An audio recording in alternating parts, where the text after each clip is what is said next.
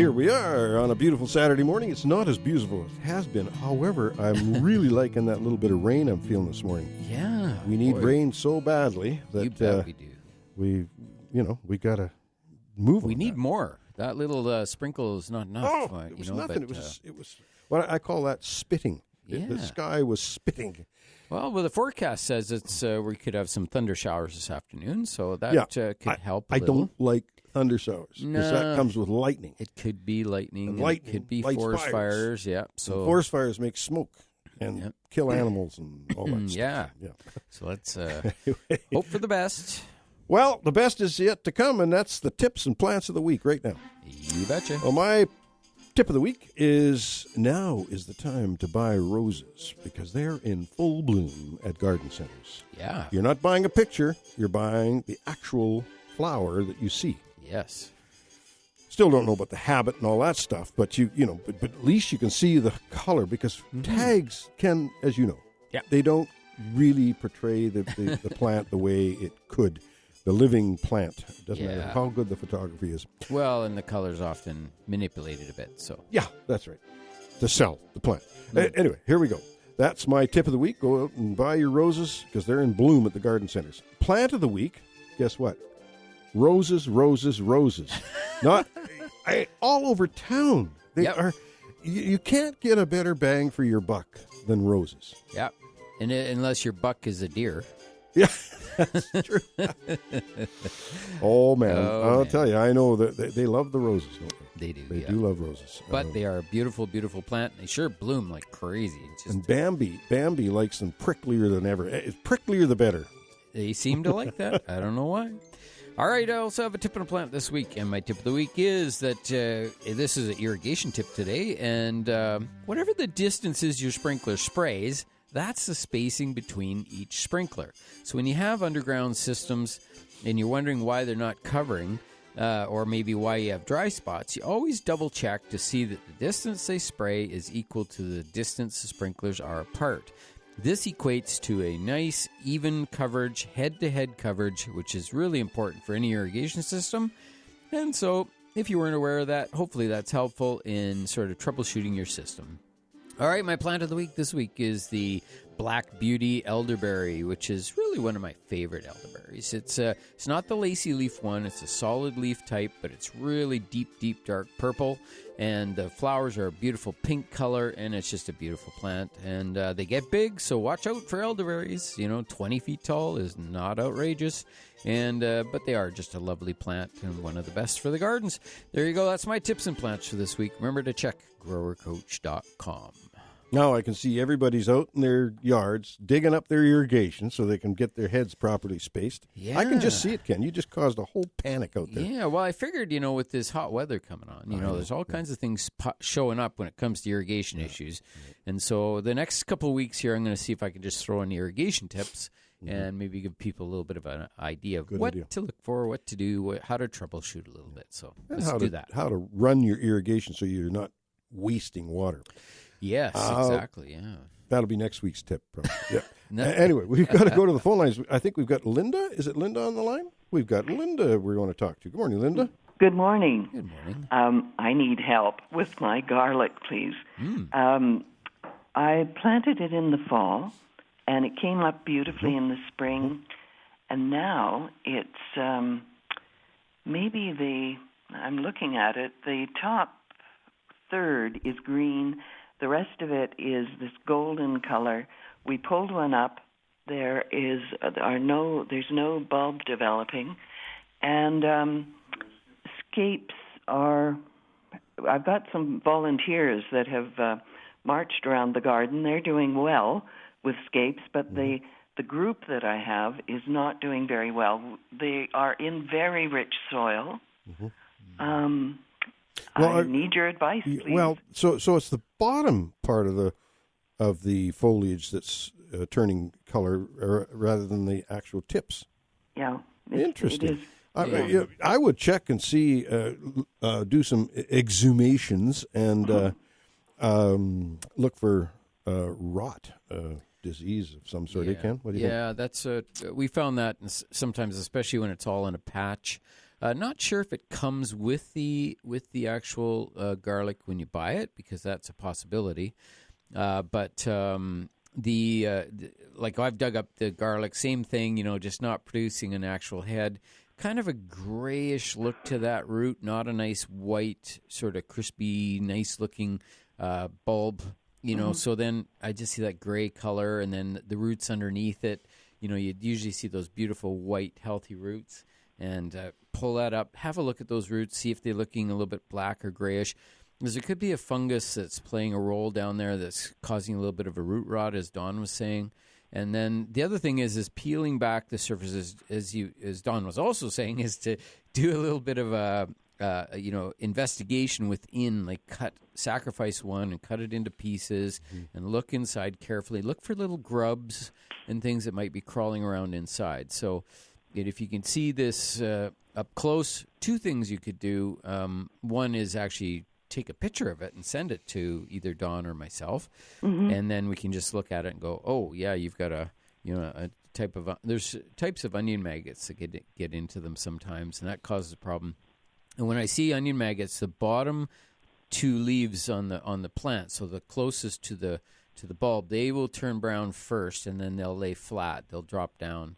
And then your upper ones keep going. What it sounds. That's your description is what's happening. They look as though the leaves look like spent daffodil. Yeah. Right. Yeah. You're really going to have to dig some of those up and do an inspection and send us a picture.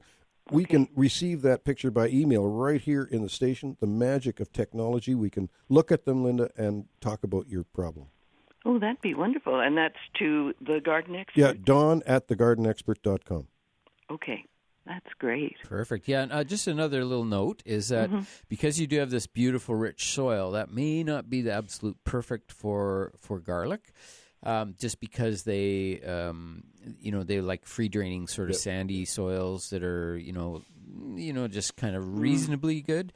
And the really beautiful, rich garden soils tend to hold a little bit too much moisture. They don't like being soggy or wet. So, that's just another little tip. And the ones that you have that are kind of roaming around the garden, the seedlings, they seem to adapt actually better to whatever conditions they're growing in than these ones that we plant sometimes. So it's always interesting to see where they'll grow like literally in a crack in the concrete and do really nicely, whereas the ones we put in these beautiful garden beds sometimes don't do quite as well.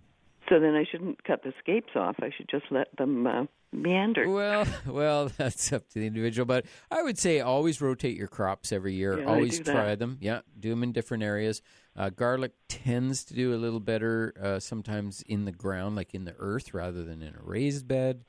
It's there's a couple little tips that might be helpful. But because your point about bringing in something might be very valid in this case. The reason being is that a friend did send me some from somewhere else, and it sent me some garlic last fall to plant, and it maybe that's it. Maybe it just hit the nail on the head. Yep. Anyway, I'll go out and I will. I'll send you something, Dawn at thegardenexpert.com. Yep. And you might have the garlic COVID come into your maybe. Who knows? We'll see. Okay. Thanks, Linda. They are socially distanced. No, there you They're go. spaced perfectly, Right. 6 inches apart. Okay, thanks, Linda. All right, thank you, fellas, very much. Take care. Bye-bye. Just a reminder, Charlie Hodge will be at Mosaic Books today at 11 a.m. Yeah. Launching his latest book. It's going to be exciting to see Charlie. And I don't think I've seen him. Well, I did see him at his birthday last year. I haven't seen him physically, looked at him and seen him. Yeah, and he'll be there in person today. He's going to be there in person in living color and promoting his latest book, launching his latest book. So there you go. You can get a signed copy of his new book. And I think on that note, we're going to take a short break. We invite your calls, 250-862-2525 to get through to Ken and I today. We got a beautiful Saturday morning, and I hope it rains with no lightning. That's what I want. We'll be back with more AM 1150. Yes, we are here, and just waiting Linda's email. I got 187 emails coming in right now, so Linda will be one of them. I want to remind people the Master Gardeners is kicking back in again this year. They took the year off because of the COVID thing, but this fall will be September 11th to December 11th is the basic training course. It's not for the faint of heart, you know. I mean, this is for real avid gardeners, people who have this pleasure in gardening and want to learn more and become a master gardener. That's like getting your black belt in gardening, you know. That's basically what it is. Get your black belt. The master gardeners do a lot of volunteer work around. They participate in information clinics at local nurseries and garden centers during the growing season. They make presentations to garden clubs and similar organizations. You don't have to do this, but these are the volunteer part of the master gardeners. Well, there is some requirement to do some volunteer work to get your black belt, of course. They write garden advice columns for newspapers and newsletters, all sorts of things. They deal with all aspects of gardening, including basic plant physiology, soil improvement, pest management, and information on local growing environments. They aim to provide the most current information on local pests and diseases and the use of environmentally friendly solutions to plant problems. Very, very, very good program. And, and there's, a limited number of space in there. They can't have, there is a limit to how many people can do this. So anyway, that's, we'll talk about that as time goes on too, but and I'll give you a number that you can call if you're interested in the Master Gardeners program. Yeah, that usually launches in the fall, doesn't it? Or it's September. Starts September 11th, goes to December 23rd, December 11th. Yeah, goes for a couple months. Cool. We are still awaiting the email from Linda, but we'll see. But we do have Jack on the line. Good morning, Jack. Hi, guys. Look, you're talking about pests. I've got some beautiful roses, but they're being attacked, some of them, by aphids. I have tried the stuff you get at the store. Didn't work. I've gone online, said wash them down, spray them down. I've done that, and then throw the Dove soap on it. Doesn't work. Got to go back. They also mentioned vinegar. I'm a little hesitant to put vinegar on roses. What do you think? Well, I would be a little hesitant, too, because I don't know what formula you'd use and whether it would be effective on the aphids or not. I'm sure they wouldn't like it. I use vinegar on my French fries, but not on aphids. I picked up at Buckerfields and some at Bylands a product called Ambush. Okay. And it has a synthetic pyrethroid in it. It's a lab introduced pyrethrum. They've synthesized it, so it's deemed quite safe to use. It isn't safe though for beneficial insects. So, but if you got a real issue, you might want to just nip it in the bud, so to speak, and spray with Ambush. I did that on my Heliopsis helianthoides, the false sunflower. It was loaded, Jack. It was so loaded, I thought the stems were red. I didn't realize that Donna said, red aphids. We got aphids. And they were pure red. I mean, they were pretty darn things, I hated to kill them, actually. But I sprayed with Ambush, and the next day there wasn't an aphid to be seen. They all dropped to the ground. Wow. So, now, as Ken said to me a while back, you got to be a little bit careful with Ambush, because Ambush, number one, will harm the beneficial insects too. But there's no residual effect. When you spray Ambush and then the insect beneficial comes along a few hours later and lands on the thing, there's no residual effect there. That's the difficulty sometimes with these semi-organic things. But the other thing is, the other difficulty is that they get used to it. If you spray a lot, the aphids and the whitefly and that get used to it. And I found that in the greenhouse that I'm not getting as much response from ambush now in the greenhouse as I was at the beginning. Okay. So they're kind of getting immune to the ambush. But, I'll tell you, they knock these aphids the first 2 times works really good. Yep. Yeah. Okay. Okay. Yeah. I've got 4 different beds, 4 or 5 different beds, and they just seem to be attacking this one, and they're determined. And I get in there with the hose and hose them down, and that gets rid of them. And then I throw the Dove soap on, or it's called 3-in-1, and it didn't seem to work very well for that anyway. And so I'll go to Buckerfields and get some ambush. There you go. Thanks very much. Thanks, Jack. Bye-bye. Take care. Bye-bye now. Now we've got Dominic. Hey, Dominic, how are you doing? Good. How are you guys doing today? We are well. Were you listening to Linda's garlic problem? That's what got you going? No, I just turned on. Oh, okay. I turned on in the 60s, but sorry. I just you're kidding. way older than I am. Yeah, that's okay. That's right. No, I just was going to say that the garlic's just about getting ready here in another, first week of July is when we normally pull it. It could be ready a little bit earlier, our garlic, but you don't want to pull it too early if you're going to braid it, because you want it to be firm because it keeps better. Okay. But you want to when you pull your garlic, like if you're going to keep it for seed, obviously you let it go dry on the tops and leave it as long as you can. But when you're braiding it, when you pull it up, you can peel the first couple layers back. It makes a cleaner looking head on there, and then cut the roots off and then braid it. But you do have to let it dry a little bit so it gets when you braid it, it doesn't come loose.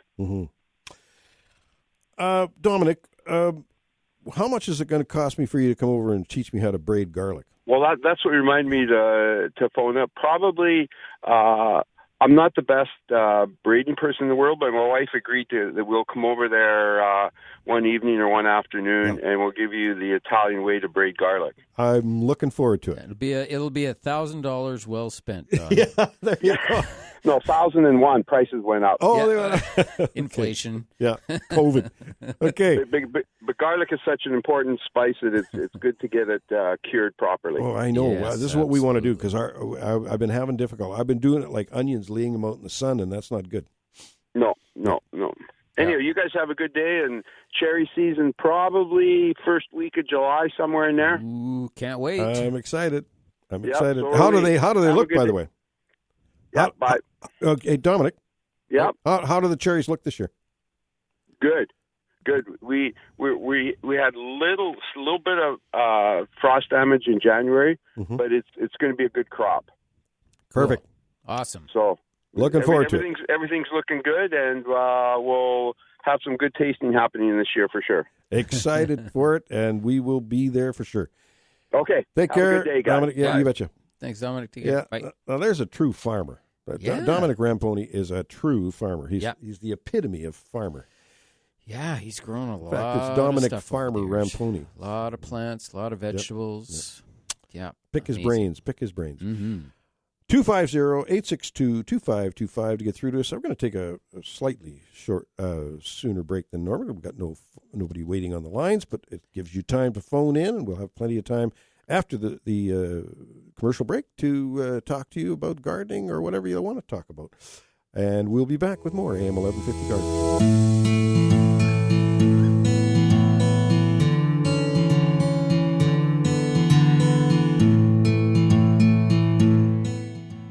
You betcha. And Linda, we did get your pictures in, and they are definitely rotting down there. And Ken's just kind of doing a little bit of looking to see what it is. But, that disease now is in your ground.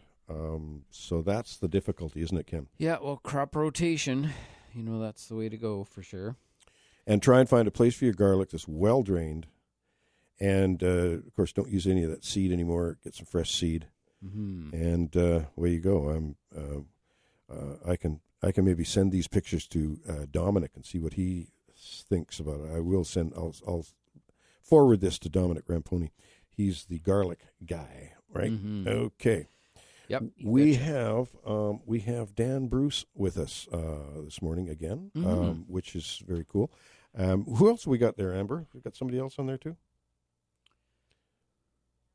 Oh, Marilyn. We should take Marilyn first. We're going to take Marilyn first, and then we're going to talk to Dan Bruce. Good morning, Marilyn.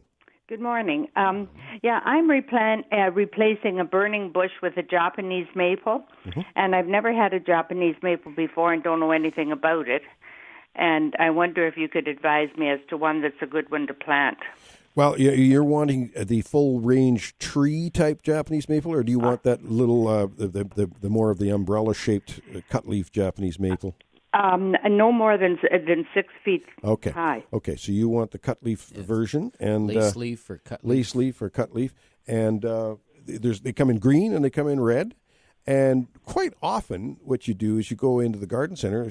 They're just a red cut leaf. It's a Acer palmatum dissectum atropurpurea is the red one. But you can just look for a red lace leaf Japanese maple or a green lace leaf. Lace leaf, is that what you're saying? Lace leaf, yes, lace leaf. Mm-hmm. And would you advise planting that one? Well, well, that's the one you want if you want that low growing one.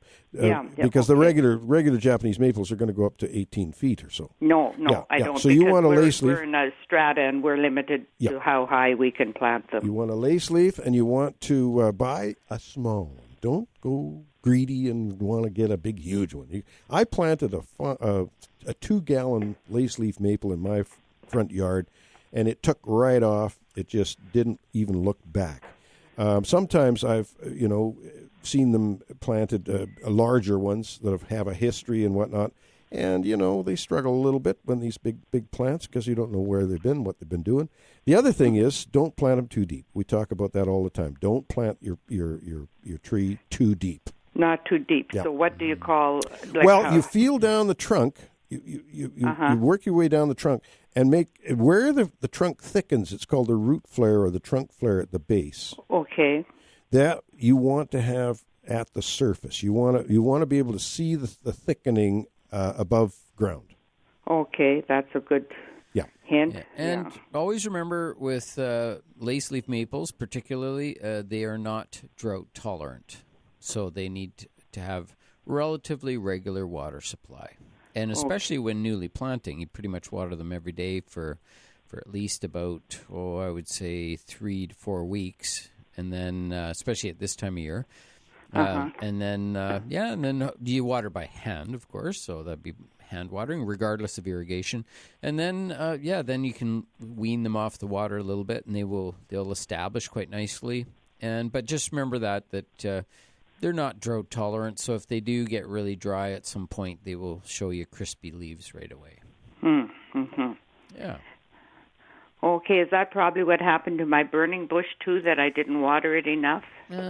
Hard to say. Burning bushes, if it died of a disease of some sort, they are subject to a dry rot fungus type disease, and I'm just trying to remember. Okay. So they sometimes die from that, and hopefully it's not anything that would affect the lace maple. So you would advise this cut leaf maple is a good tree to put. Yeah, it sounds good. I would just make sure the soil's got a little bit of compost dug into it so it can hold moisture, and you should be good to go. Okay, super. Well, thanks so much, and thanks for the garden show. Loved it over the years. Yeah. Awesome. Thank you. Thank you for listening. Okay, thank you. Bye now. Bye-bye now. Bye-bye. And now we're going to Dan Bruce. Good morning, Dan. How are you this morning? Oh, I'm doing all right. I'm doing well. You getting any rain out there in Lake Country? Well, we had about 47 drops this morning. Yeah, I know. It's adding up. It's adding up.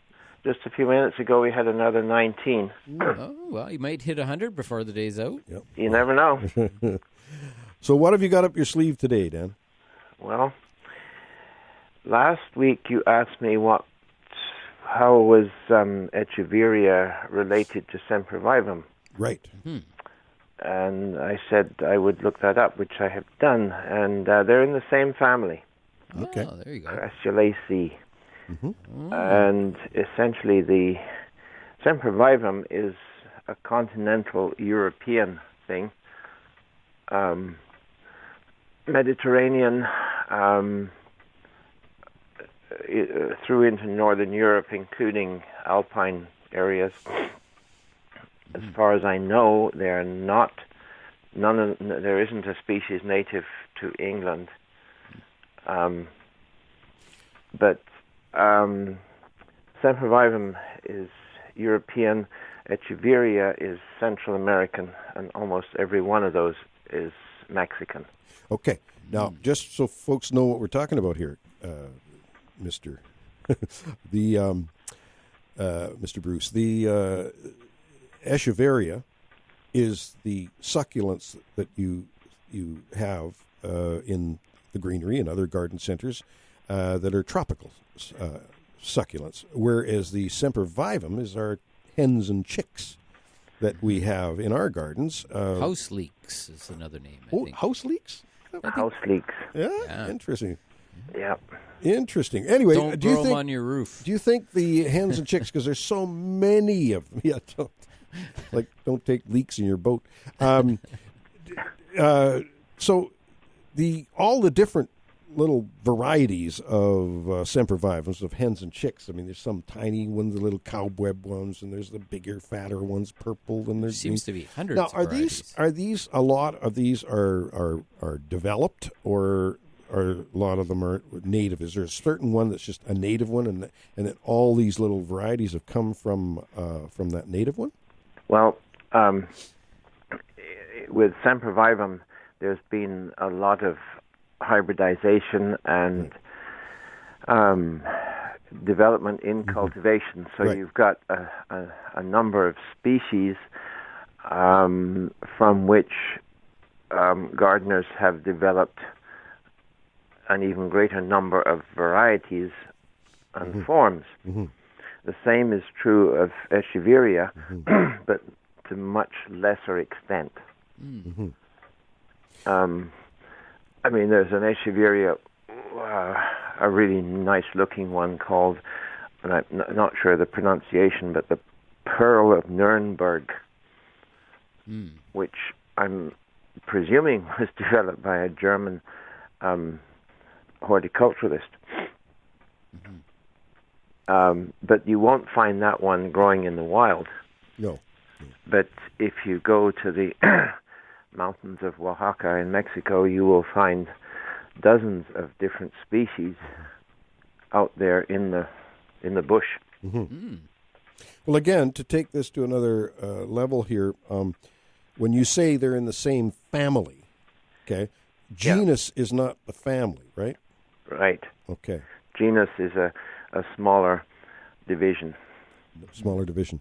And they're related to the Crassulas. They're all in the Crassulaceae family. Right.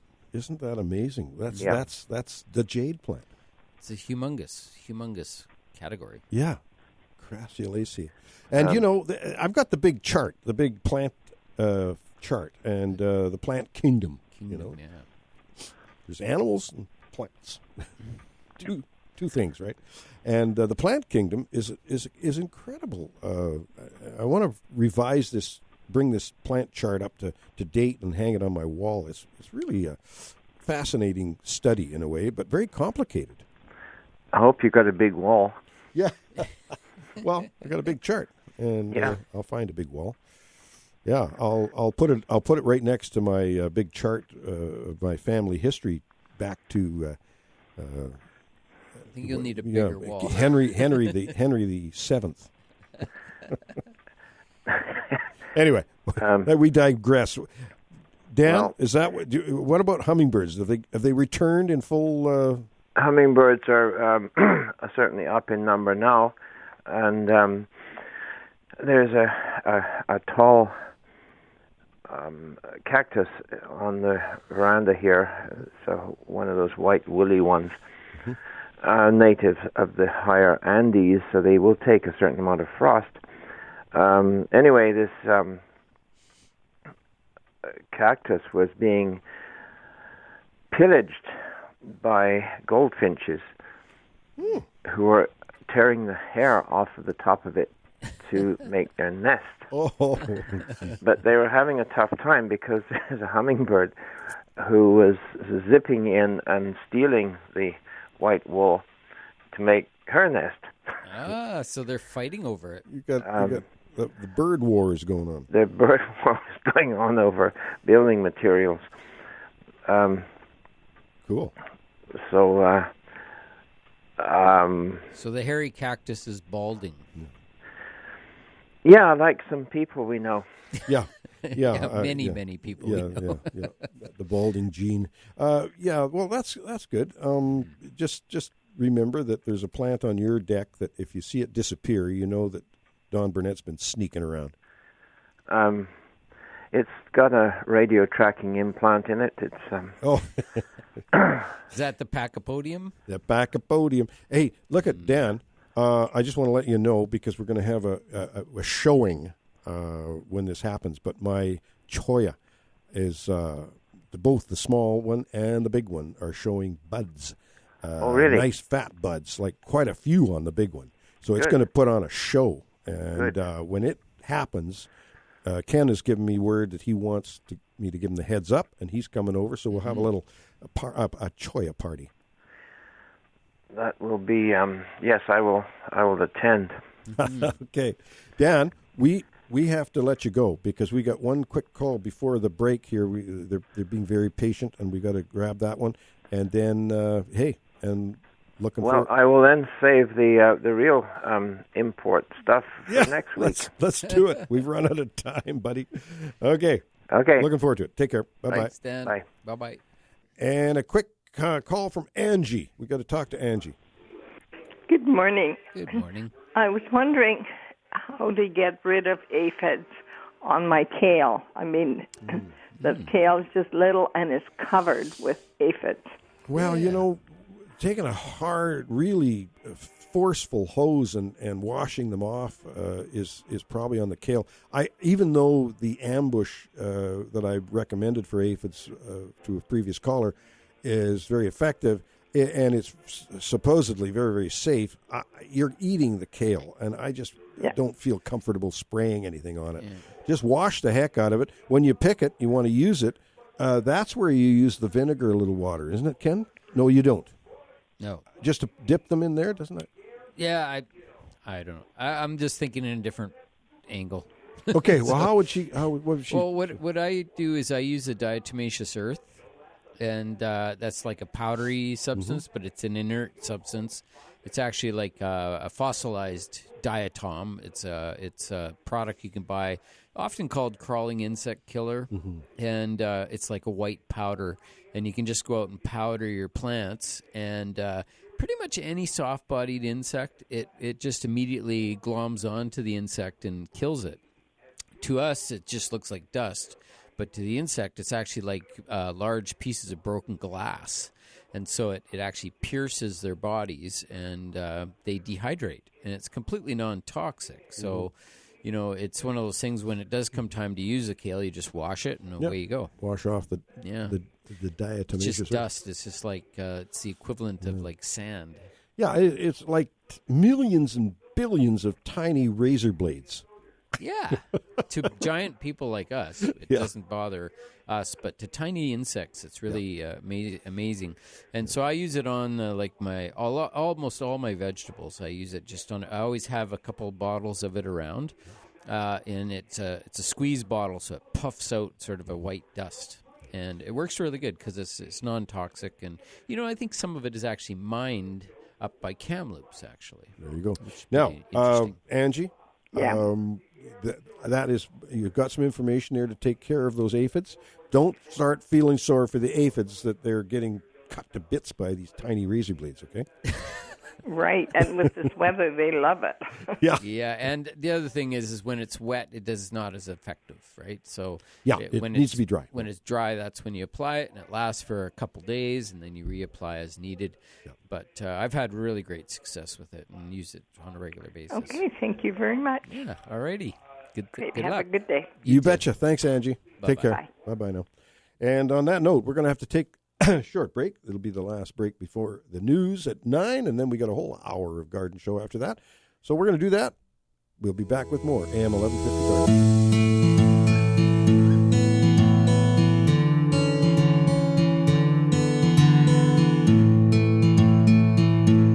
Okay, we're back on this wonderful station we live in every Saturday morning, and we welcome Muriel to the phone, Muriel to the radio show. Morning. Good morning, Don and Ken. Good morning. I just got a question to ask you. I'm not sure if you could answer or not. Can I bring? When I take my Christmas cactus out, it goes all day and night. It's all right to leave it out all night. Sure, at this time of year for sure. I mean, the nights are quite mild now. Okay. Mm-hmm. Yeah. I wasn't sure. Yeah, you want to be a little careful in the full sun, so shady spots are best. My patio is always shady in the afternoon. It's only Sunday at nighttime and morning. Okay, well that should be all right. They have to adapt to that bright light at first. Once they adapt, then they're good. Yeah. So yeah, that's what you do, and for sure you can leave it outside now. I have mine all outside. They've been outside for about a week or so. Oh, I just realized it was getting hot, and it's time to get them outside. Yeah, for sure. But I start them in almost full shade, and then gradually get them a little brighter and a little brighter. Yeah. Okay. Yeah. All right. Thank you very much. You're very welcome, Muriel. Have a good day. You too. Thanks, you too. Thanks for the call. Bye-bye. And we're going to go back to the phone lines. I just want to mention that the nights coming up, I got my weather channel on on my phone here, and there's still some nights that's going down to 7, 8, that sort of thing. So I mean, that's nice. So but that's all right. It's okay. That's about the limit of most plants, I think. Yeah. But it's also how long it gets cold, right? So if it was 7 degrees, at the end of the day, and then it remains 7 or 6 degrees all through the night, that's a 10, 12-hour period, or 10-hour, I guess, where it would be quite that'd be chilly for certain tropical plants. But right now, I think it's fine. I think we're only getting that cold snap early in the morning, just before daybreak. That's when it gets the coldest, and it's not too bad. We've got Peggy waiting to talk to us. Good morning, Peggy. Good morning. I have a couple of questions. Could you tell me the name of the vegetable dust that you were just mentioning to a previous caller? Yeah, it's just called diatomaceous earth. I don't think it's sold as that, is it? It's on the label, but it's often called crawling insect killer or bug out. It might have a bunch of different common names. Bug but out. Any product you buy, you have to read the fine print and look for the ingredients. Okay. And look for that diatomaceous earth. You'll see a word guarantee on it. Uh-huh. Yeah. And that's the ingredient. And diatoms or diatomaceous earth, there's another word for it too. I was trying to think, but anyway, But if you ask the people at any garden center for a product with diatomaceous earth in it, that's what you'll get. Okay. Yep. All right. Thank you. Silicon or something. The other question I have is that we have, I believe, it's a cherry tree. I'm just trying to think of what one it is. But last year and this year, we have an absolute major crop, cherry drop. I raked up just hundreds and hundreds of cherries yesterday. And I'm just wondering what's causing that. This is 2 years in a row. Yeah. And it's so bad that we've just phoned the people that come to spray it and say, don't even bother. There's not enough cherries to make it worthwhile. Right. Okay.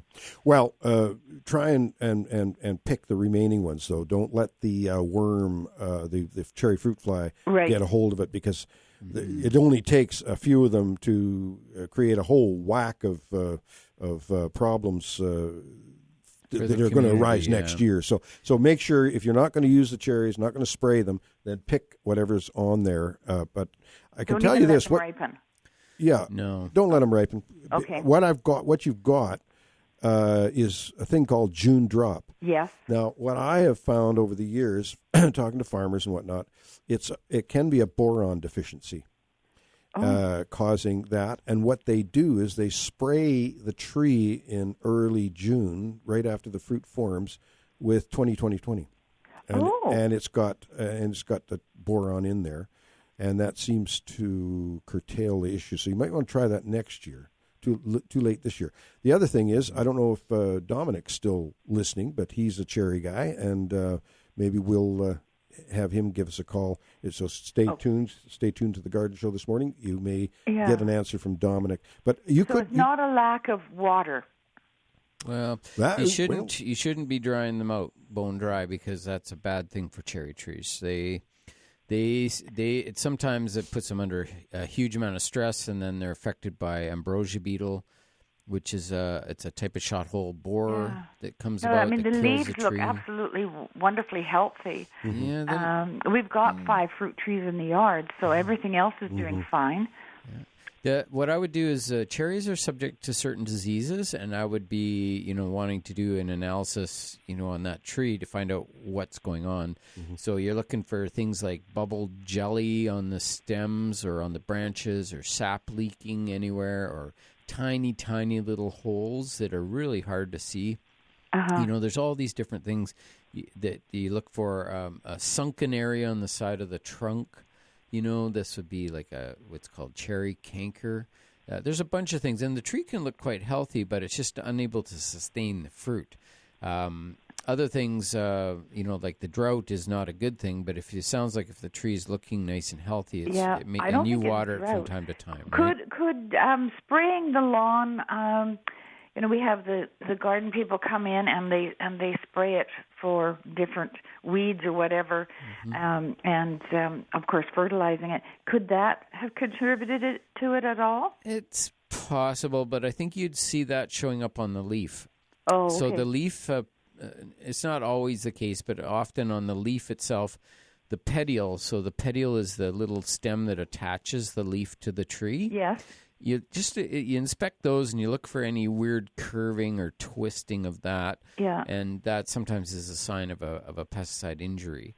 But again, if the tree looks normal, looks healthy, it may not be that at all. So it's a tricky one. Okay. Well, thank you. Hopefully, maybe next year we'll get some cherries. But not this year. It sounds like you might have a boron deficiency. And the other thing you could do, check with the garden center, see if they still have a trace element package. You're looking for a trace element package that you can put on the soil for longer lasting boron availability. Yeah. Okay. Trace element package. Okay. Okay. Super. Thank you very much. Okay. You're very welcome. All right. Have a good day. You too. Bye-bye. Bye-bye.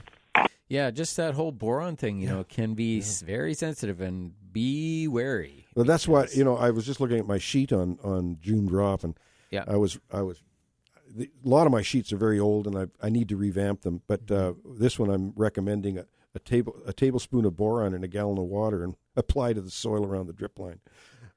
I'm always borax. I'm always very careful about mentioning that now. Very light, because it's such a tiny amount required. This is probably before I've had some tragedies out there with borax. But anyway, you might want to take that mixture and apply it through a sprayer and just sort of put a mist underneath the tree, right?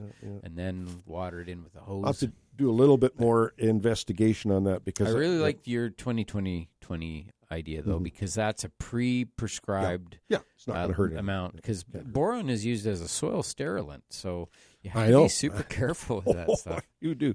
We're going to have to take the break now, Ken, and it's 250-862-2525 to get through to us when we come back with more AM 1150 Garden.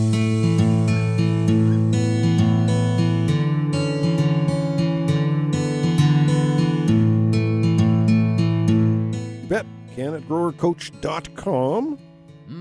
And that works every time.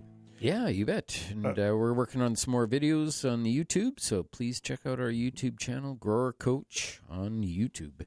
And I'm going to do one on that a video today, providing it's not pouring rain. I might do it tomorrow morning instead. But on that beautiful sambucus, the elderberry that I was talking about, because it is in bloom today, and that's often why we talk about plants when we do pick our plants of the week, is because it's something that's going on right now, and it's really, really nice to see.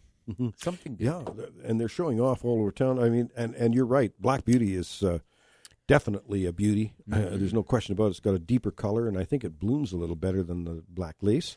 Yeah. But black lace is also a good one, too. I mean, they're both very, very good. 250-862-2525 to get through to us on the air here today, and to the Garden Show. And we invite and welcome Troy to the air. Morning. Oh, good morning, gentlemen. I don't listen to your show too often, but, and I'm sure you've answered this before, but I have a cedar hedge that for some reason is just loaded with clumps of seed pods this year. So I don't know why that is. It's gone from a beautiful hedge to a terrible-looking hedge. Well, some stress has caused it last year. Last year in the summer or in the growing season last year, it received some stress. Was there anything close to the hedge where there was ground dug or anything change around the base of the tree at all? No, nothing has changed at all. I've got all sorts of advice from neighbors, such as too much water, not enough water, too much fertilizer, not enough fertilizer. But I don't think on cedars it's going to be too much water. Ken? Yeah, I'm just thinking that it needs a trim. It needs a trim with a hedge trimmer to take that stuff off. But that stuff forms always in August, as Don was saying. That's the timing. And so if last year, if say the irrigation shut down for 3 weeks and the plants dried right out, it would just naturally set up to have a really good flowering the next year. So the plant's just saying, next year I better reproduce because, this is pretty tough conditions. So if something happened last year, it's going to reflect onto this year and produce those cones. So at this point, what you can do is give the tree a light trimming, trim them all the way around, cut off some of those seeds. And then next year, or let's say this summer, maybe around the end of August, is give it another light trim. And that will sometimes cut off those stems, and they won't have time to produce, an actual little. They're sort of like a dormant bud inside the leaf, and if you trim those off a little bit, it'll reduce it for the following year. And then just make sure that through the summertime they get reasonable water supply and reasonable nutrients. Usually, if you have a cedar hedge and it's fairly good size, the roots spread way out to the sides, and they're underneath the lawn. So you apply your, lawn fertilizers and irrigation to the lawn, then the cedar's getting plenty of water. Okay, yeah. I think it is getting lots of water, but, it just surprised me that suddenly it just went downhill so quickly this spring. Well, the issue started last August because I can go into a person's yard in August and tell them if their cedars are going to go to seed the next year, because you can see the little seed bud or cone buds on the the previous August. You'll see them. Right. So it's generally a water issue, but also get some. And when you're watering, don't just water right at the base of the tree. Water out a ways, because those roots stretch out, and it's amazing when you're digging in your garden and your cedar trees are 10 feet away, and you're digging up cedar roots. So they do spread out. Mm-hmm. Right. Okay. Okay. Good advice. And also, the cedars need some food. So you might want to go and get a tree and shrub fertilizer with a slow releasing nitrogen, and put that on according to the directions. Okay. Okay. So what numbers would that be? Well, there's one out there. I think it's 1869, but anything with that kind of ratio. Okay. Yeah, like 4:1:1 or 3:1:1 ratio. So the first number higher, 30:10:10 is one that's I think it's still available. It's a water soluble type. Okay. And so when this is the whole thing is that if they get a little hungry the previous year, not enough nitrogen, sometimes that'll triggers get a little that. Yeah. Yeah, they might get a little more seed than normal, but it can also be an underlying stress as well. Like sometimes we'll see a cedar hedge. And this is from the opposite situation. Like, say, if you were right on the beach or somewhere close to the lake, and then we had a flood, which we had like 2-3 years ago, and the flood water comes up and kills off half the root system because the plants don't want to be underwater, then that water table coming up can cause root damage, and then that causes stress to the plant that can show up for about 3 or 4 years after that. So we're still in that window where, depending on where you live, right, it could be a factor. Yeah. Regardless, it's a response to stress is what's okay. Yeah. So that fertilizer, would you put that on now or? Sure. Okay. Absolutely. Right. Okay. Now I do have one other question, if I may. Yep. Fescue grass. It seems to be coming into the lawn quite a bit, and I've noticed in the neighborhood, a lot of the neighbors have it, and it's like 3 feet in from the road, and then it's normal grass. So how do we get rid of that? By fescue, like most lawn mixes have creeping red fescue in them. So I'm wondering if you've got your species correct. Is it?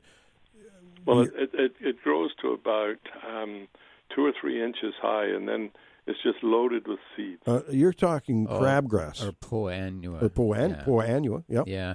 Crabgrass won't seed until August. Yeah, you won't see any crabgrass now, but in August you see it. I've got it now. You've got it now? Well, then it's all over the place, and I noticed the neighbors have it. It's like I said, a lot of the neighbors on their front lawns, it's like 3 feet in from the road, as if dust is coming in from the road and seeds are blowing onto the lawn. Absolutely, yeah. The roadways are just like literally a river for seeds. And you'll find one property that might be infested with a specific weed of some type, and it'll blow down the street as the cars go, and then it'll come onto the sidewalk, and then the wind will blow it over. It'll touch the edge of the lawn. They'll germinate. They start to grow in from the edge of the lawn and work their way in. It'll sometimes spread also on lawnmowers. So if you have a lawn company and they go property to property to property to property, typically all those properties have the same weed selection because they all, it comes off the mower. I see. So is there anything I can do about this? It's difficult. It's difficult to deal with that kind of situation because we're limited now in what we have on the market to. There is a crabgrass. Now, this is not crabgrass, but it is a pre-emergence herbicide that is available through, I think, spray companies. And you might try the crabgrass treatment in the springtime. You could even, I imagine you could still apply it now and to reduce the crabgrass, but it may inadvertently reduce the poa annua as well. It comes from seed. It only comes from seed. So there you go. Okay, we're going to have to move on. We appreciate your call. Hopefully we've been helpful. Yes, thank you very much. Thanks, Troy. Thanks for calling. And we've got Ellie. Good morning, Ellie. Good morning. Hello, Ellie. Oh, yes. Okay, I have a problem with the Japanese maple, but this is a tree. And it's fairly young. It's only about 3 years old, but it's spindly. Like the leaves are trying to die, and there's little branches that have nothing on them. Well, the first thing I would do, and Ken's probably right with me on this one, is to trace down the trunk and see if you've got a root flare going on there close to the surface rather than buried. It shouldn't go into the ground like a telephone pole. It should be have the flare close up to the surface. It's a very common thing when people plant trees to get them planted a little too deep, and the roots start to get stifled and they can't breathe, and so the tree doesn't die right away, but it sure struggles. Oh, I would check that first. And then also, be aware this last winter, too, we had some pretty crazy temperature drops. So we have seen a little bit of frost injury on some of these Japanese maples. And it's not enough to kill the tree, but it does cause damage to the cambium layer. So it's kind of stunted the growth a bit. And that's also an issue it could be. Okay. And unfortunately, you don't really know, but I just say just keep up, go to the bottom of the tree, pull any bark or mulch or soil away from the trunk until you see the roots starting to spread, and they should be on the surface. So if you can get down to that layer, it might only be a couple inches, that would be helpful. Then if you wanted to give them a little bit of like a water-soluble fertilizer, like a Miracle Grow or something like that, that would be a nice little treat for it to just give it a little energy and help it grow a bit. And if you continue to see dead branches coming on, anytime you see a dead branch, you want to snip it off. And there's always a slight possibility of verticillium wilt, which is a fungus disease. And we're not going to tell you about that now, but it is the third thing on our list. Mm-hmm. And we would just say, hopefully it's not that. That's a little bit more of a hard problem to deal with. So let's just see how it goes. And why don't you check back a little later if things don't improve? Okay, I will, and thank you for your advice. Oh, Very welcome. Thanks for calling. Bye-bye. Bye-bye now. Bye-bye. And we're not going to go to Pam right now. We're going to let Pam hang in there because we want to give her some time. So we're going to take this short break, and then we'll come back and talk to Pam. We'll be back with more AM 11.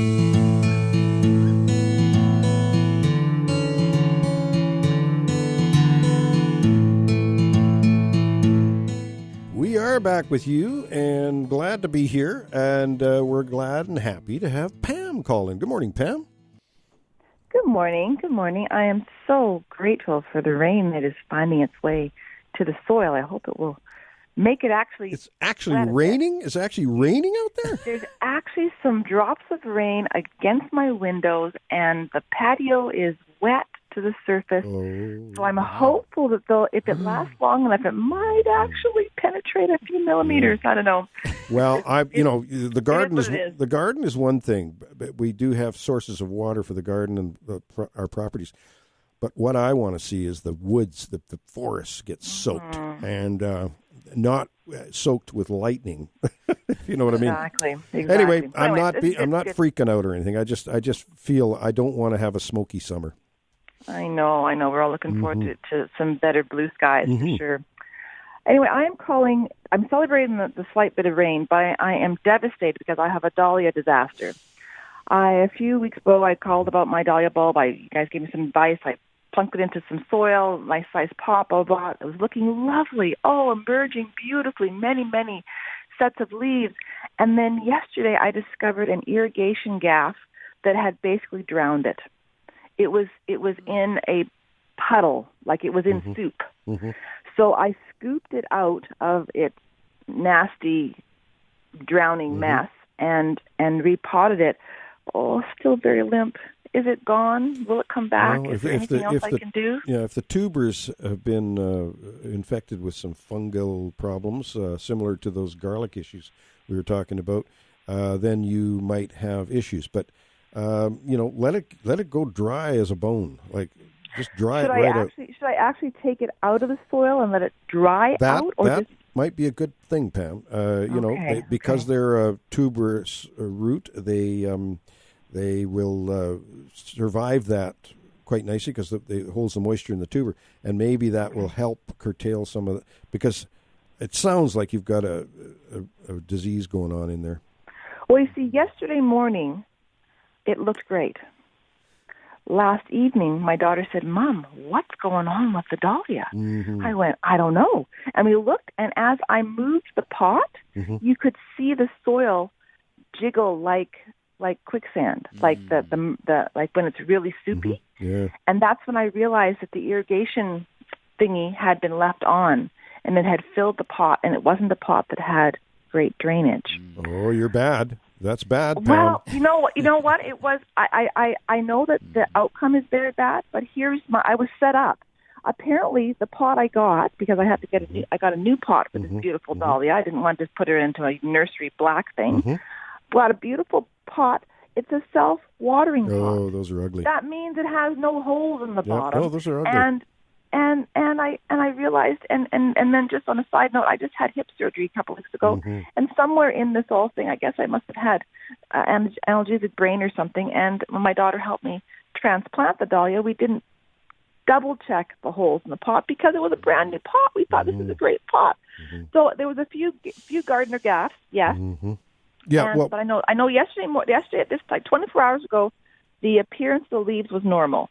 Last evening, they wilted. Yeah, looked wilted. So I don't know if that makes any difference. The difficulty is with those self-watering pots is that not only do they have poor drainage for overwatering, because you can overwater them, the salts build up in there too. But what I would do is I get that dahlia root out of the pot and put it into a black nursery pot with some fresh new soil, And let it go on the dry side and just water it very, very sparingly. Okay? Gotcha. We'll do that. Thank you so much. You're very welcome, Pam. Thanks for the call. Thanks, Pam. Take care. You bet. Bye-bye. Now, we've got one more caller waiting here, and that would be Linda. Good morning, Linda. Good morning. Hello, Linda. Good morning. Yeah, do you have a question for us today? Yes, I do. I've got a peony plant that has like a whitewash all over it. Oh, that's a mildew, yeah.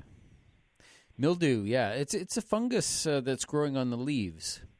And I've noticed that on a few different plants, but on some peonies I just saw a few, I think it was yesterday actually. And it's really a tough, it's not going to kill the plant, but it will stunt it a bit.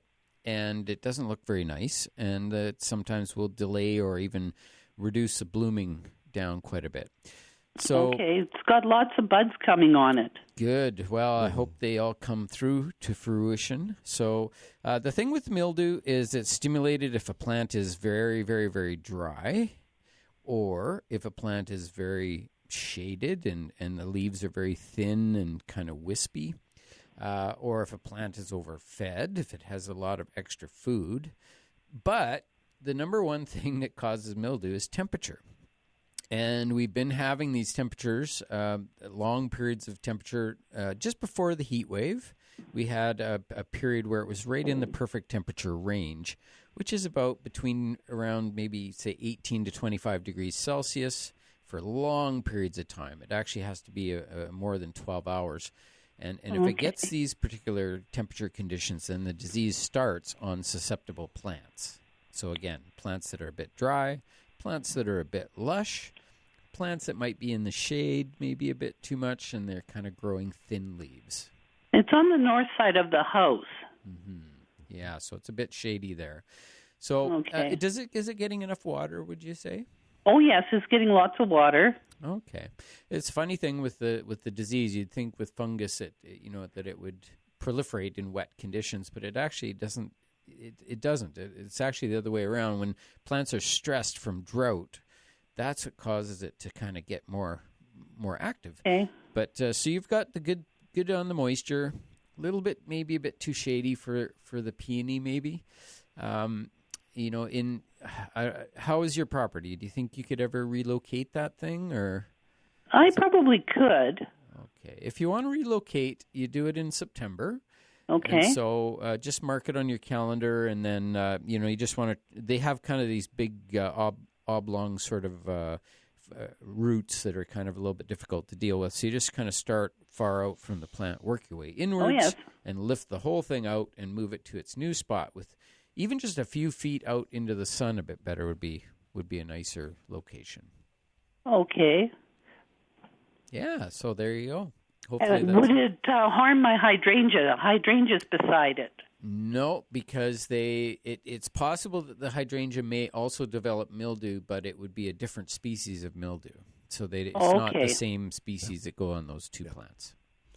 And there's also other tips. We give tips on sometimes on how to prevent mildew. So you can prevent it, but once you have it, you can't kill it. So, so if you knew you had mildew every year, like I do on my zucchini, well, then I'll get out with baking soda and spritz the plant as soon as it starts to grow, and I spritz it every couple days all summer long, and I get no mildew at all. So baking I'll remember soda that. and water, yeah, it works really well. There you go. Okay, well, thank you very much. Thank you, dear. Appreciate the call. Yeah. Okay, bye-bye. Thanks for calling. And before we take a break, we're going to talk to Doug. Good morning, Doug. Morning, Doug. Oh, good morning. Morning. Yes, I have a question for my daughter. They have a honey locust tree. It's probably 20, 30 feet tall. I don't know how old it is. And last year, her grandson decided he would take a hammer to it and scarred up the bark pretty badly. Uh-oh. And now this year, she never thought much. She thought the tree would just heal. This year, now she's seeing specifically one dead branch, maybe two. Is this the beginning of the tree dying, or will it kind of heal itself? Well, the hammer, taking a hammer to the tree is not a good thing. However, did he go right around? Did he girdle it? No, just totally on one side. And from the picture she sent us, it looked like he might have used the claw of the hammer. Oh. Oh, and my wife sent an email of the picture of it, so I don't know whether you got it or not. Yeah, if you want to... Oh, you sent an email to Ken or myself? No, to you, Don. Yeah. Okay, I'll look it up here for you, and we'll see if we can have a look at that. Yeah. They're pretty, strong tree. And I've seen some of those gladitzias hit with a car, and they still they survive. Yeah. Hard to say. Okay, this is Doug and Lynn, right? Okay. That's right. Yeah. I got a bunch of emails from you. Really? Okay. So we're going to open this up. We'll have a look at it. I'll tell you what. We're going to take a short break here. Yeah. And Ken and I will look at your pictures during the break. We'll do our homework. Yeah. And then when we come back, you may want to give us another call, and we'll discuss it. Okay. Okay. Great. There you go, Doug. Thanks for the call. Okay. Thanks Bye-bye. for calling. And on that note, we will take that short break. We'll be back with more AM 1150 Garden.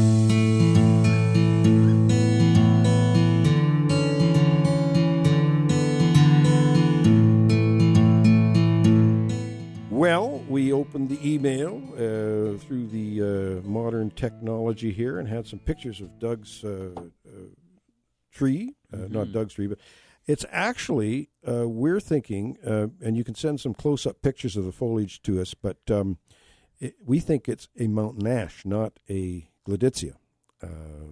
It looks more like mountain ashish to us. And Ken is suggesting fire blight. So don't be sending the youngster to reform school quite yet for hammering on the tree. The damage that he's done, though, has opened it up. And Ken was saying, he did us a favor because he's opened it up. You can see the dark lesions and whatnot underneath the bark. Perhaps that might be an indication of fire blight, too. But anyway, that's where we're going with this, is more of a fire blight thing on a mountain ash. Yeah, and if it is, there really isn't anything that you can do about it, but hopefully it doesn't spread too much because the mountain ash are highly susceptible. Last spring with the wet weather we had through May and June and into July, it stimulated a lot of spores of the fire blight, and it's spreading around. And then in the fall, when we had some cool rainy weather in the fall, that seemed to stimulate the spores to grow. And through the fall and over through the spring, we had some damage show up. So it's a tough one. So fire blight only shows up on mountain ash, apple trees, and hawthorn trees. Those are the predominant ones. Also pear trees, of course. So pears and apples are related. And the flowering pears would be something you might see that on as well. But again, it's one of these weird things. It's weather related and very prominent. I've seen a lot of that this year. But unfortunately, with the mountain ash, it's just one of those things that happens. And that's what we're thinking. So what we would do is we would say to take some more snips or some closer up pictures of the branches that are damaged and showing some of the dead leaves.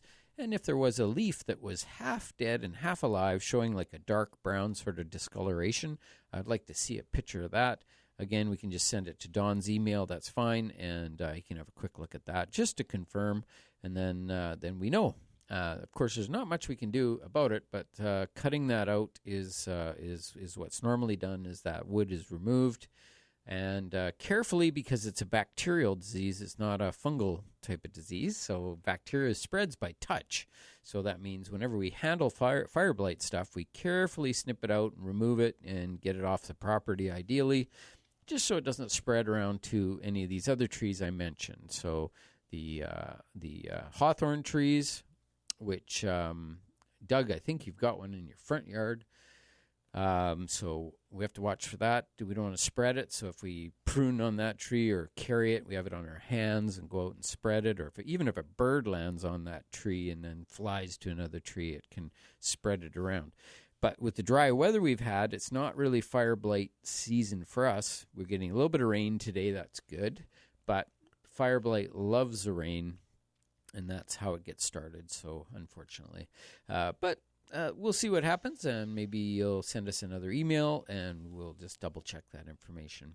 But we do invite your calls, 862-2525, to get through to us this morning, and I think we have a caller on the line, Don? Ken on the line. Ken on the line, and Ken in the studio here. Two Kens.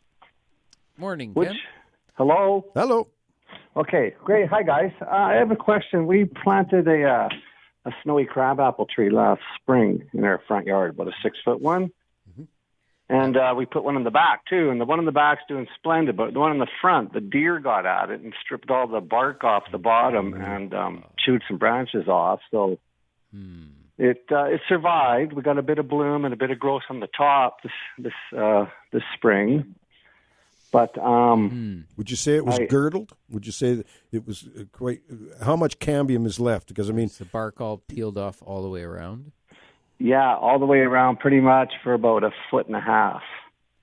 Maybe there's just little shreds in the odd little spot, but we got a bunch of new growth right out of the ground, right at the base. Yeah, what's happening there, Ken, is the top is struggling because the vascular system has been compromised, and so what's happened is like you just cut the tree off, and then all the energy goes into the rootstock, and the rootstock is pushing up suckers from the base, and those suckers won't be true to variety. That'll be a grafted tree, so that's the rootstock that's growing. So I think I hate to say this, but I don't think it's worth the struggle.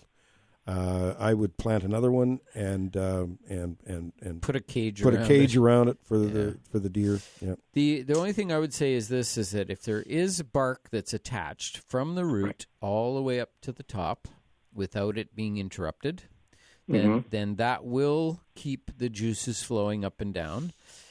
If there is a piece of bark attached. The other second thing is those suckers growing from the bottom those leaves are going to feed and keep the roots alive. If you cut those off, the roots will for sure die, and then you have a problem. So, if you wanted to try, and this is just something, if there's bark, is there bark attached from the top to the bottom, all the way down? Well, there must be shreds because we did get new growth up there, right? Mm-hmm. Well, the top is getting food and energy from the roots, right? So the food and energy goes up through the wood and up into the top of the tree. So that's coming from the roots. So that's giving the nutrients and water. So then those nutrients go up through the wood, go into the leaves, turn into sugar, carbohydrates, and come down under the bark and go down to the roots and keep the roots alive. So that's why if you remove the bark, you prevent the roots from feeding, so they die. Okay. But because you have suckers growing from the bottom, those leaves will actually feed the roots and keep them alive. Right. So in other words, if you're not getting good transmission from the bottom to the top, you'll want to keep those leaves alive and growing from the bottom until the tree regrows enough bark to reconnect the top to the bottom. Okay, so what I did in my wisdom, we put a cage around it this spring. Okay. But what I did was I got some higher nitrogen root spikes, fertilizer spikes, thinking maybe I should feed the roots more. And I think that is starting to kill off all the leaves. Everything's dying. I don't know if it's the heat and our lack of water or it's my fertilizer, but it's doing worse now. Yeah. I think it's I might have just write it off. I think the vascular system is really compromised, and I that's what I would do. That's one tip of the week last week. If you're having real troubles with plant, don't be afraid to kind of boot them out and get another one. My wife hates to write anything off. She wants to save I know. All, right? I know the feeling. But I'm in my old age now. I am getting brutal with my plants. But feel free to send us some pictures of that trunk as well, because like mine, I had a magnolia tree, and it was a beautiful magnolia tree. And this when I bought my house, and I thought, this is great, a magnolia tree, fabulous. And then I had a closer look and saw that they had a rabbit cage around the tree. Right. And the rabbits living in the cage, from the previous owners. Well, they ate all the bark off the tree up to about 3 feet high, and but they didn't get all of it. There was a strip on one side that was still attached. And so and I knew, because I'm a horticulturist, I knew, it started to grow some shoots from the bottom. I kept those shoots alive for about, I don't know, actually I think there's still one shoot that grows all the way up and through and out the top of the tree. But the tree's Right. still there. This is now 12 years later, and you can't even see the damage that was done, and it's all grown back. Just from that one strip left. Yeah, and the It strip healed itself. This trunk was about, I would say, 10 inches in diameter when I moved in, and the piece of bark that was left was about probably 4 inches wide on the one side, but all the Wow. rest was gone. Well, that's pretty good. Yeah, Okay, well, you know what? I think we'll just watch this one. Yep. It's protected. We're just making sure it gets lots of water right now. Yep. And Hey, earlier I was listening, and some lady asked about her little Japanese maple. We planted a little one just this spring, and it doesn't seem to be doing much. She said some Miracle Grow, some fertilizer wouldn't hurt that, like the right type. Well, it's not going to hurt it, but usually lack of fertilizer doesn't kill a tree or doesn't cause the symptoms that you're probably getting.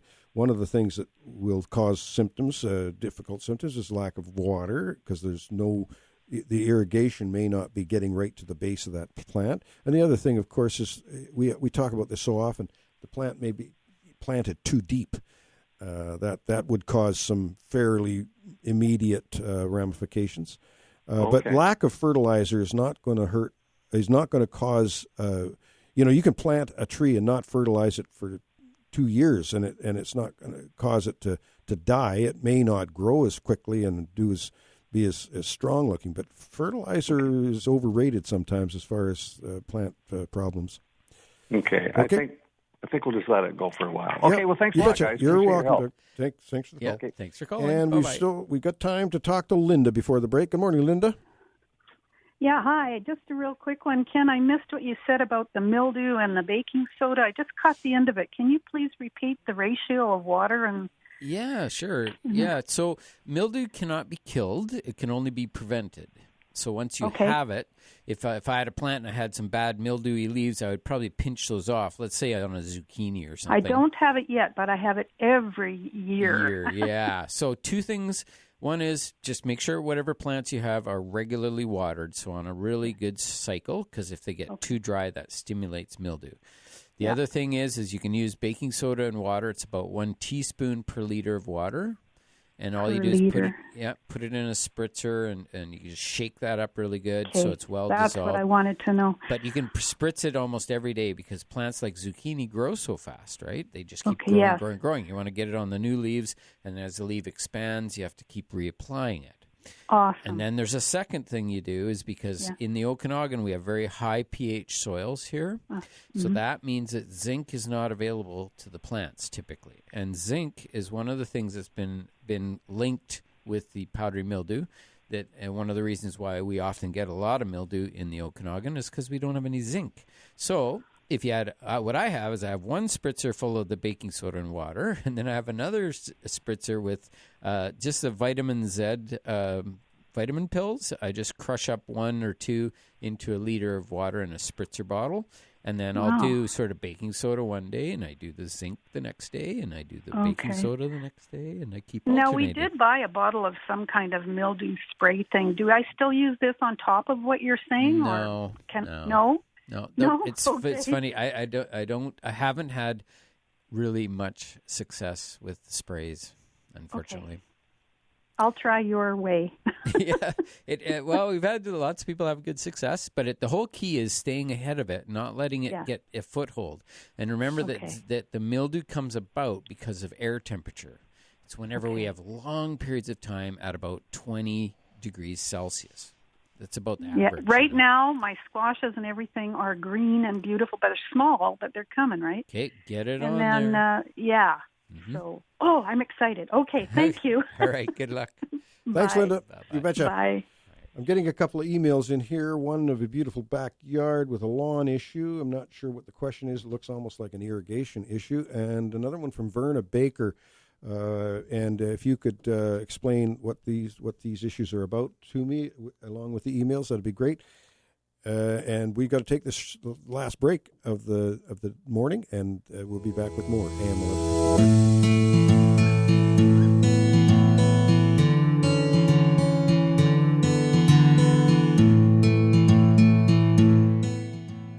And a big reminder, our good friend Charlie Hodge is going to be at Mosaic Books right next door to the radio station here at 11 o'clock. He's going to be there talking about his new book and introducing his new book.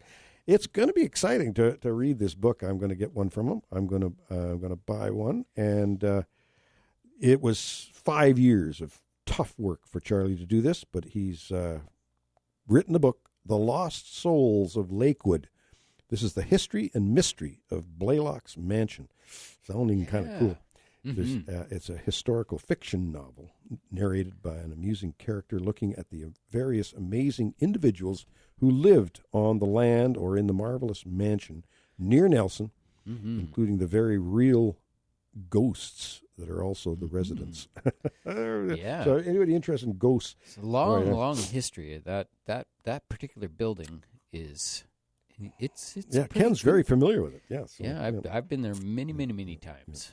It's very cool. So get there early because the books could go quickly. So 11 o'clock, and we're going to be there early to make sure that we see Charlie.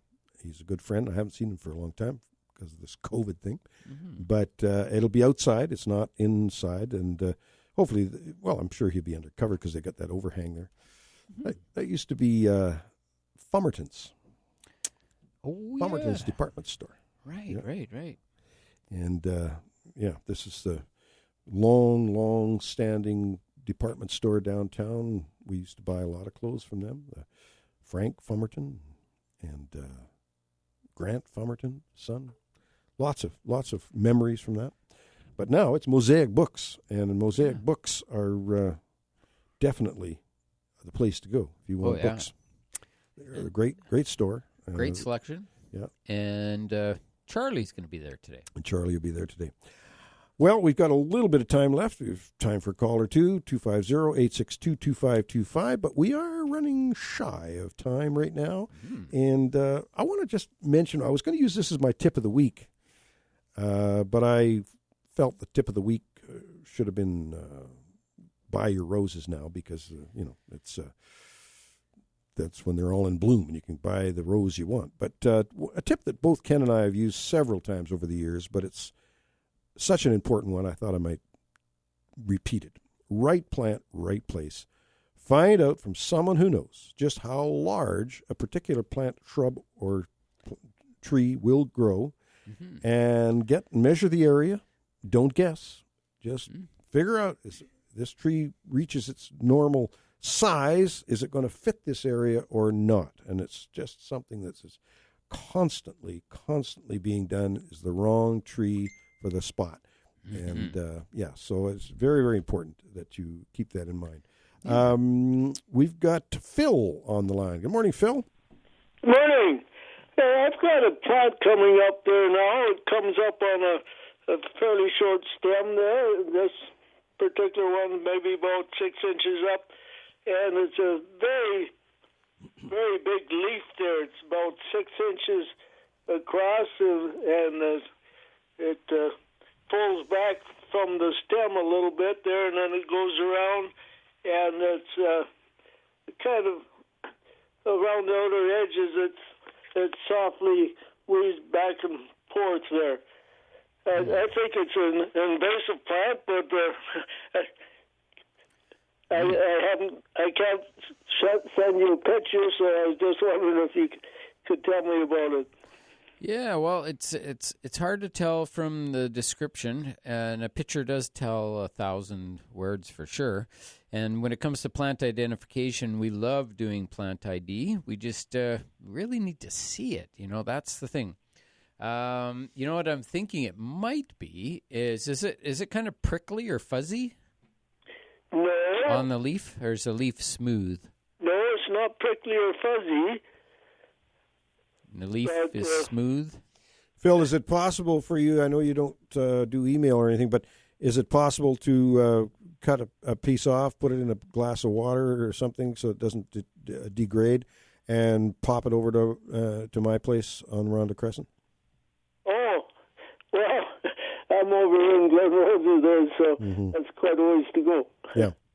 Well, it's really hard to you might want to take a sample into Bylands. They might be able to, or to Dogwood, and somebody there might be able to ID it for you. And then, of course, you'll get a name for it, and then Ken and I can deal with it maybe next week on the radio.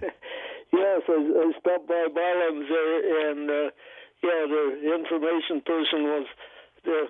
That's closed for a little while there, and the person that I talked to didn't know what it would be at all. They tried to look it up on their phone there, but if you can find it, couldn't find it there. if you run into a young person or somebody who's got that phone, and they come by for a visit, like a neighbor or a friend or somebody you know, get them to do it. They can take a picture with their phone and send it to either Don or myself.